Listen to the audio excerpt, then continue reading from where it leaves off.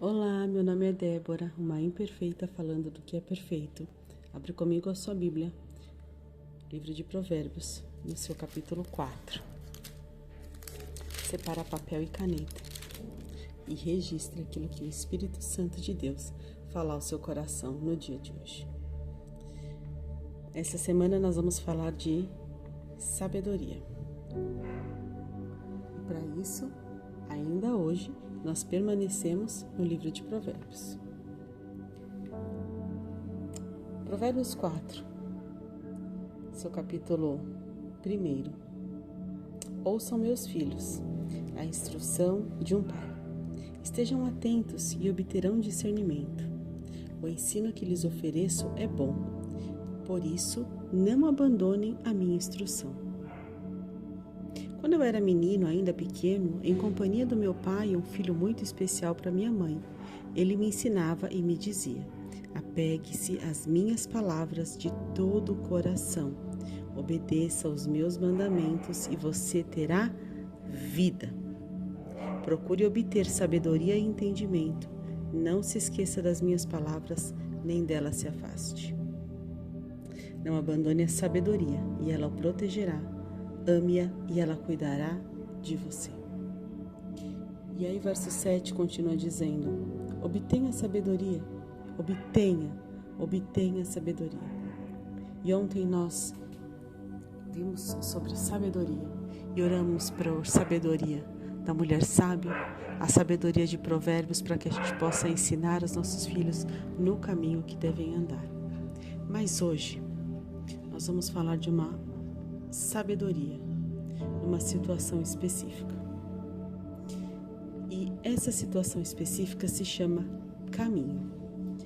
E antes da gente continuar aqui em Provérbios 4, para que a gente possa refletir sobre a nossa vida, porque Provérbios 4 vem falar muito sobre caminho, sobre a sabedoria no caminho. E o que é caminho? Caminho é um espaço, é um local, é um pedaço que serve de ligação. Você sai de um lugar, caminha por aquele pedaço de espaço de terra, por aquela passagem e chega em outro lugar. O caminho é uma comunicação, te leva de um lugar para outro.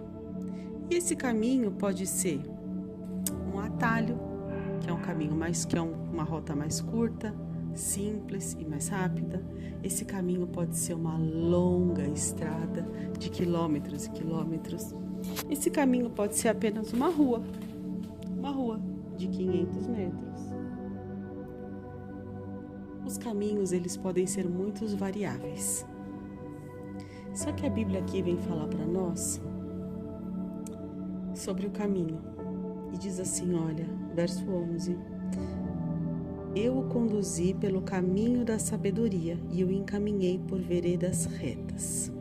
Então veja, o que Deus tem para nós é um caminho de sabedoria dele e de veredas retas, ou seja, com objetivos definidos, com um ponto final delimitado.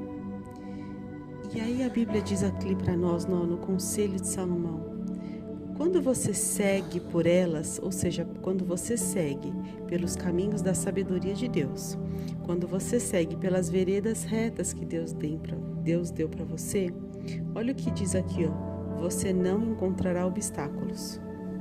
E quando correr, não tropeçará. Isso já nos faz refletir demais. Tem momentos em que nós estamos por caminhos que obstáculo em cima de obstáculo. Imagine você uma rua e você vai chegar num lugar e mora uma lombada, desceu da lombada, andou um pouquinho, uma cratera gigante, um buraco gigante, ou seja, outro obstáculo. Saiu do buraco, anda um pouquinho, outra lombada, andou mais um pouquinho, outra lombada, andou mais um pouquinho. Uma árvore caída no meio do caminho, você tem que ir lá tirar a árvore do caminho para passar. Andou mais um pouquinho, um poste caído. Andou mais um pouquinho, outra lombada. Ou seja, obstáculos num caminho. muitos obstáculos. Mas olha o que a Bíblia diz, que se você seguir o caminho da sabedoria, você não vai encontrar obstáculos. E aí diz aqui, quando correr, você não tropeçará. Por que quando correr não tropeçará?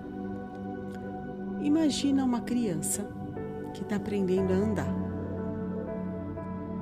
Ele está aprendendo a andar. Enquanto ele está caminhando, se escorando em algumas coisas, ele pode cair? Claro que pode. Ele pode tropeçar? Claro que pode, mas a chance dele cair é menor do que se ele tentar correr.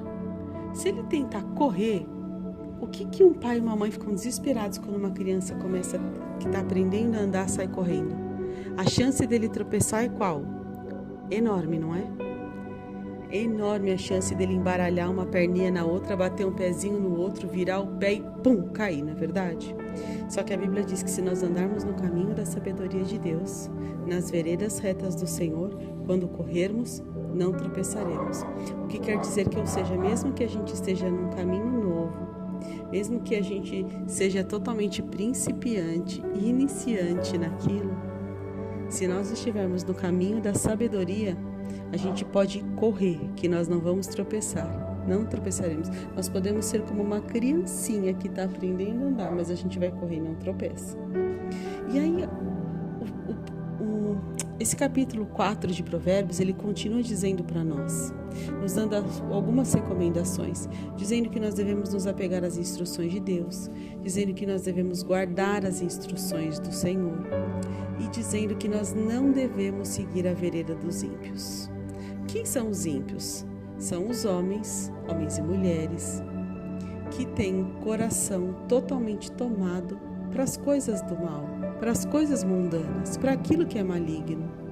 E aí a Bíblia diz, não siga a vereda deles, ou seja, qual é o caminho, por exemplo, que uma pessoa, que um ímpio segue para conseguir tal promoção dentro da empresa? Qual é o caminho? De repente seja se relacionar de forma extraconjugal com alguém para conseguir uma promoção, de repente seja simular algo de errado em relação a um trabalho de um colega para ele poder passar na frente. Então, não siga este caminho, não siga. E aí diz assim, e não ande no caminho dos maus. E aí diz, evite, não passe por ele, se afaste.